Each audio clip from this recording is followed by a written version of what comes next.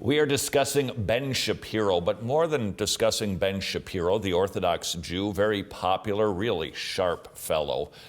We're talking about our Bible, that the Old Testament and the New Testament really do flow together. It's a seamless tapestry. It's not this crabby God in the Old Testament and then really nice Jesus in the New Testament. No, it's about one story. It is about Jesus Christ specifically purchasing sinners that we might be redeemed so we can spend eternity with Him. And that eternity, despite what Ben Shapiro is about to tell you, is spoken of in the Old Testament. If there is a God, which I believe, who exists outside of time and space, and that what animates me is that I'm made in the image of God, and that what animates my capacity is that I'm made in the image of God, that I reunify with God. That basically there's the traditional Jewish take on this has been that there's a cleansing process. Judaism doesn't believe in eternal hell. So it's instead this idea that there's a cleansing process for your soul, the part that you got from God, that spark of life that you got from God. You've schmutzed it up while you're alive, and now there's a cleansing process, and that's what hell is, sort of. And then you are reunited with God, and you have greater understanding. The idea of me being a distinct personage outside of my body, I think, is a difficult one. So, Ben Shapiro revealing an awful lot there, suggesting that we can purify ourselves because the Bible really doesn't talk about any other sort of purification system. Yeah, it's very strange. It is strange. Just one Bible verse, if you don't mind. This is Numbers 17:11. There is no forgiveness of sins without the shedding of blood. There's his system for cleansing. Why does he reject that and try to clean himself up? Well, partly because that's a necessity in modern Judaism, because the temple doesn't exist anymore, so they can't have the daily sacrifices. Right. So the entire sacrificial system of the Old Testament is non-operative.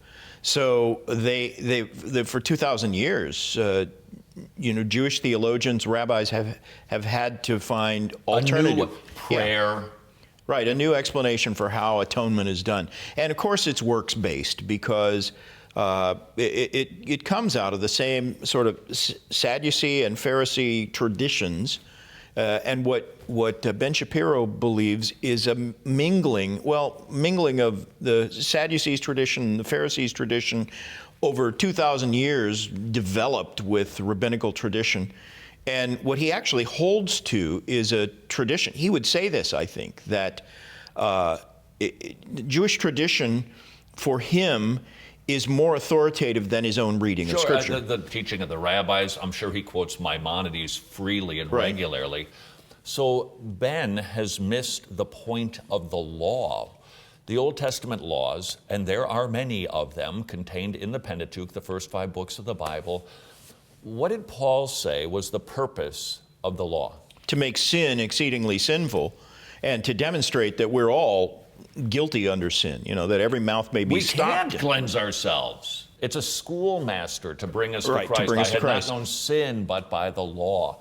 It silences the mouth, brings the whole world guilty before God. Right. So it's not uncommon for people to admit Jewish people have been striving to keep those laws for the sake of self-purification for centuries. Let's keep going with Ben and his view of the resurrection.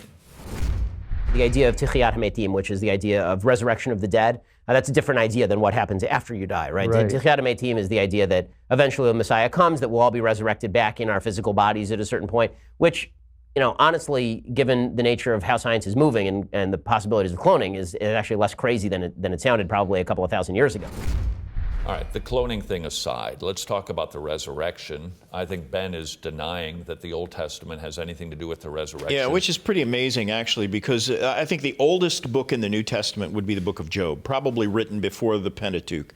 And it certainly describes an era that precedes Moses, because you can tell from the lifespan of Job and the fact that he was, Chaldean and probably lived in the time of Abraham or before. And Job gives perhaps the clearest testimony about, bodily resurrection than any other Old Testament character. He says, I know my Redeemer lives, and that in the end, he says, even if worms destroy my body, yet in my flesh I shall see God. It's a fascinating and emphatic affirmation of bodily resurrection. And it's a great Easter hymn. Yeah, it is. I've preached on it on Easter. It's Well, okay, so clearly in Job, but there are other places we find the resurrection in the Old Testament. Psalm 71:20, you have made me see many troubles and calamities. You will revive me again from the depths of the earth. That's interesting now, isn't it? From the depths of the earth, you will bring me up again. That seems pretty clear. Job 19, this is the one you cited. Right. I know that my Redeemer lives, and in the end he will stand upon the earth. After my skin has been destroyed, yet in my flesh I will see God. I myself will see him with my own eyes. How my heart yearns within me. And finally, Isaiah 26. But your dead will live, their bodies will rise. You who dwell in the dust, wake up and shout for joy. Your dew is like the dew in the morning. The earth will give birth to her dead. Now, there are more verses, but clearly the afterlife and the resurrection of the body clear in the Old Testament. right. One of the great passages in the Old Testament is the Valley of Dry Bones, which is a picture of that very thing, bodily resurrection. So you can't say that this is a concept that's foreign to the Jewish scriptures. It is a concept, I think, that's sort of been minimized in Jewish tradition, and that's why Ben Shapiro thinks. Yeah, and we do have to admit, we get much clearer detail in the New Testament, but that's because, Yeah, no again, question. the Bible is a progressive revelation revealing more and more details as we go, but it is not silent on the afterlife and the resurrection. Right.